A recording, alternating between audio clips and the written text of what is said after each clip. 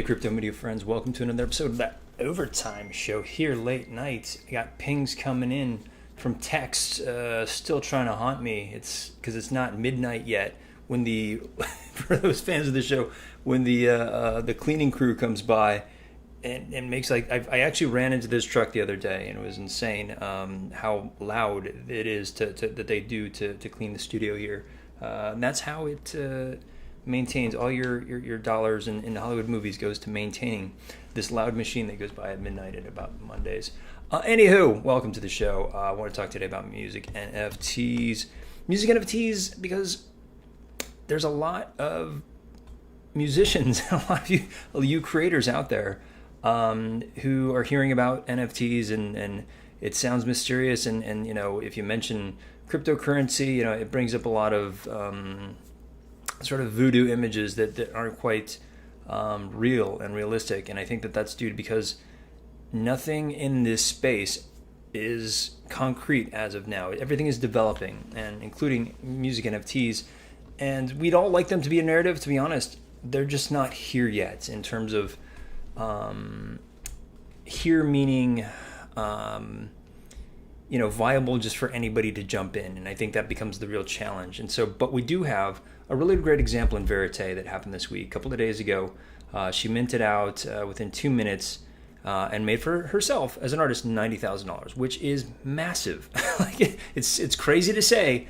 You know, you guys are probably flipping NFTs worth that in a week, but this is an accumulation of a lifetime really of work and going into studio and developing a voice and all these sort of things.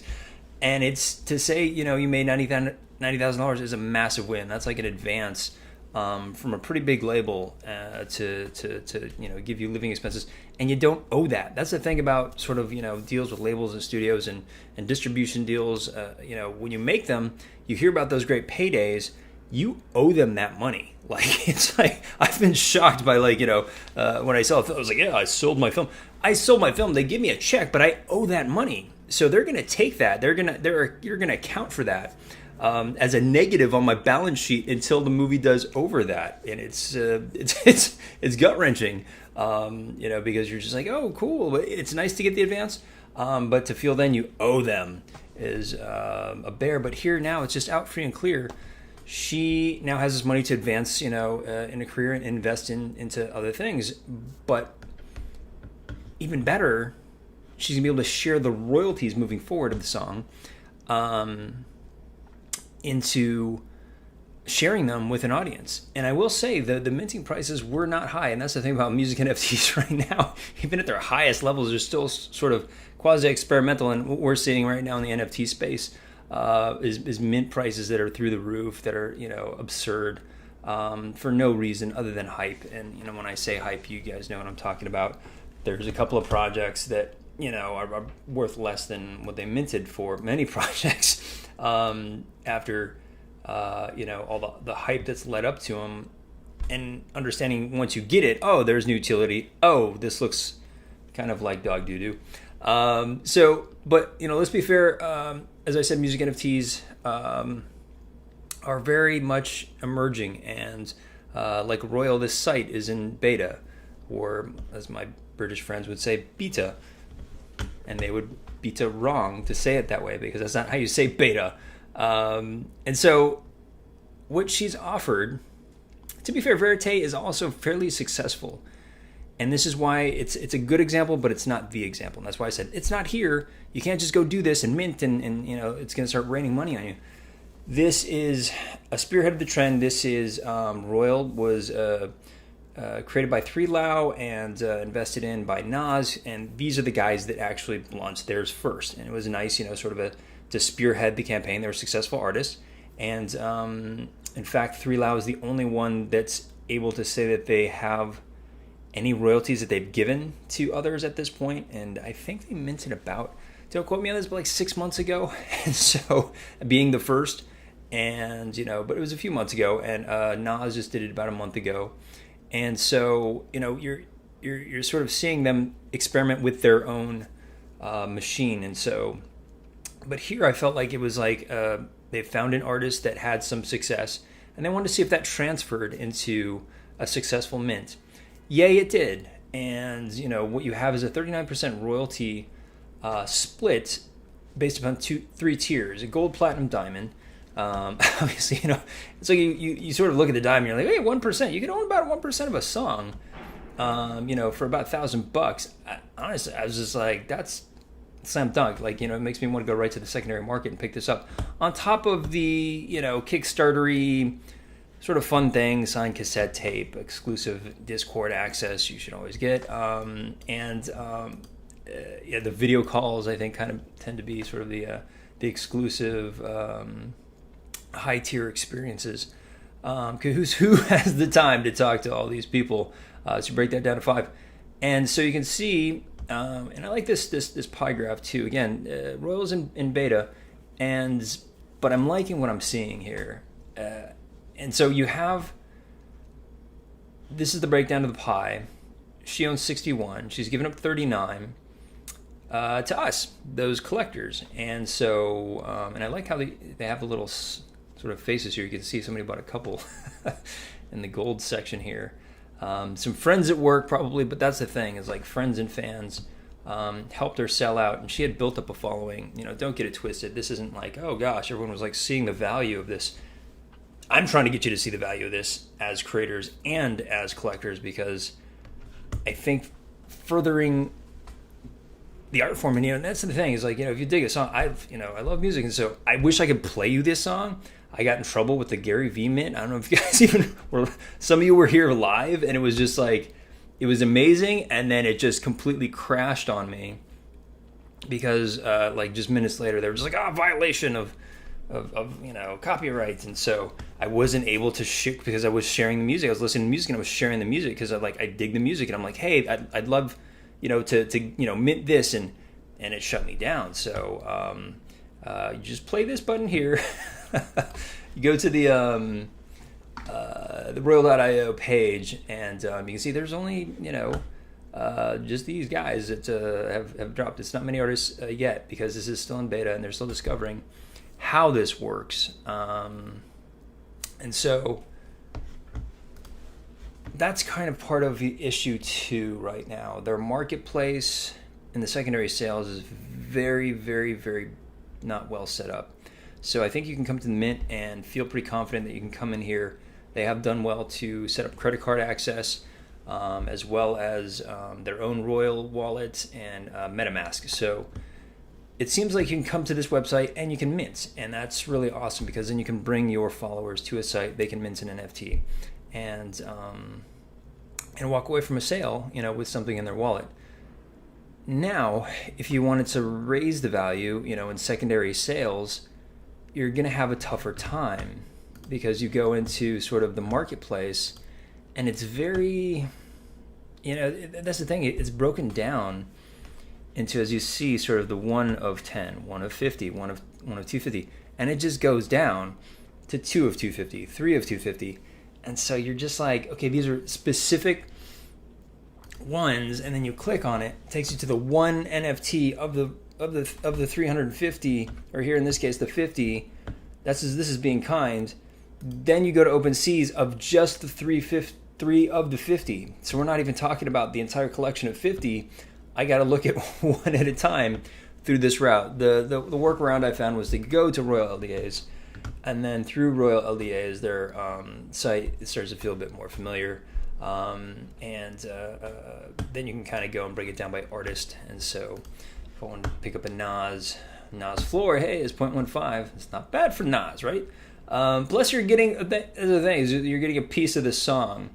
And that's part of, I think, the questionable nature of this space at the moment, is because I think it's great that we have this smart contracts can sort of actuate royalty payments to holders. So it's fantastic for us.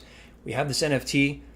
We're going to get the divvying out, but how does the divvying get into the contract? That's been like the problem with film. That's been the problem, that you'll hear about, the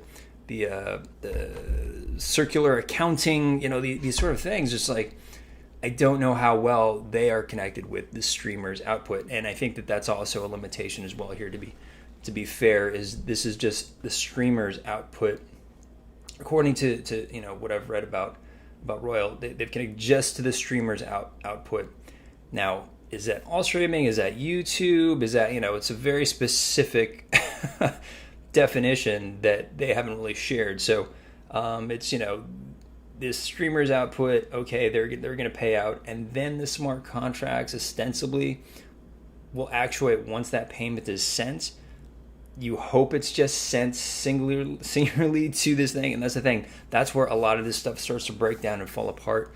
I think we're trying to come up with, across all platforms, sort of a unifying payment system. I think Veracity really has something in terms of their ability to implement their with patents, their verifiable payment system across this chain, because here we're kind of trusting in Royal NFT that they are going to collect the money duly, and that's just like saying, like, okay, I'm gonna trust that Warner Music is gonna collect this money for me.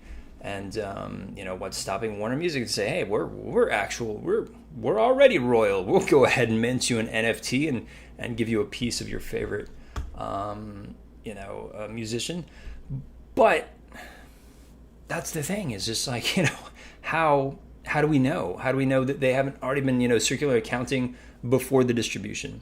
I think 3Lao is trying to spear that and show in their recent distribution what that actually looks like. They didn't share the amount, and so if you were part of that, please drop in the comment section how much you got for your NFT as a distribution. But I think that's, in terms of utility, it's really amazing. Unfortunately, you do have a bit of it's hard to really track these, because even if you go to Royal NDAs or Royal LDAs, seeing the activity is really misleading, because what you're looking at is a drop across all artists. And so this drop here is actually her sale that did really well, but it was a lower price point. And so it sort of drives down that graph to a weird range. So the marketplace isn't quite there. So are they here, music entities? Yes, fantastic. It's very early, but I love that. I love sort of being slightly early to the party. Things are beginning to get very concrete, and platforms like Royal have the right idea. And if you can find the right artist that you can connect with, you have a very nice passive income stream. and that's the thing. It's just like for artists, and I think it also behooves you to then share it. And that's where I think the challenge becomes, as I tried to share with you guys on the Budweiser Gary V NFT music mints. Fantastic artists. It was an amazing collection of up-and-coming artists. I was so excited about a handful of them. I wanted to share them with you. I couldn't share the music because of how the platforms are set up currently. And so, with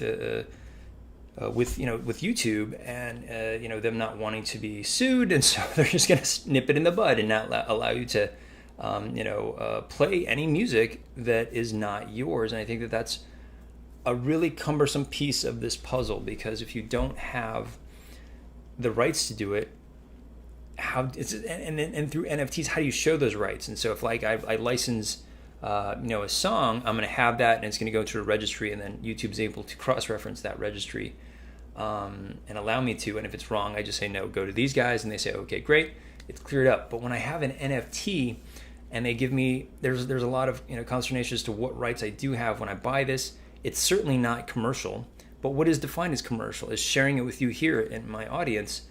Please subscribe, hit the bell notification as I work my way up to try and get more subscribers. Once I hit a certain level, I'll start getting a minor, and I'm talking minor income stream way down the line. And when I do, is that considered commercial? Am I leveraging their music somehow? Or if I play their music and on every episode, it's a different story. That's more of a a real use. But if I'm sharing it, that's the dream, and that interferes with the dream of what this is, what music NFTs are meant to be in Web3. The theory of the dream of it all, right, is to like say, okay, great, now I have this NFT. If I share it and propagate it, my friends, they like it and they want to listen to it more and they stream it, or my friend says, wow, that's a great track. I'm going to put that in the next Disney movie. Fantastic. The licensing is going to go into that pot. Not going to happen here with this track and the way that they've set it up. But I think that's the thing is like you hope that as the music proliferates and the artist grows, that you should get some of that stream. It's not an inordinate amount, these days, obviously with streaming. If somebody gave us a percentage of ticket sales, hey, now we're talking real money. Let's be honest, guys. Like a lot of this, like the streaming is just like we're talking pennies. But I think passively, that's amazing. And there's something about value within culture that I love, that I think is really fantastic. And I'd love to be able to stake and stream passive income, from artists that I love, especially in the music space. So, is it here? Yes, it's here. We're very early, like a lot of things, and I think that it's definitely worth keeping track of. And I'll bring you more here if you like, subscribe, hit the bell notification as these come about, because I think they're important to track, because where music goes, the rest of media is going to go. And I think that as I covered with RugDAO, we're going to see podcasts taking off in a major way, in a way that I think is probably going to overshadow the narrative of music NFTs, because at the moment you don't have the Web3 capacity that podcasts do. Because when you give that mantle to special interests within the podcast world, and I go start my potty I was like my potty improv, my potty comedy improv radio show.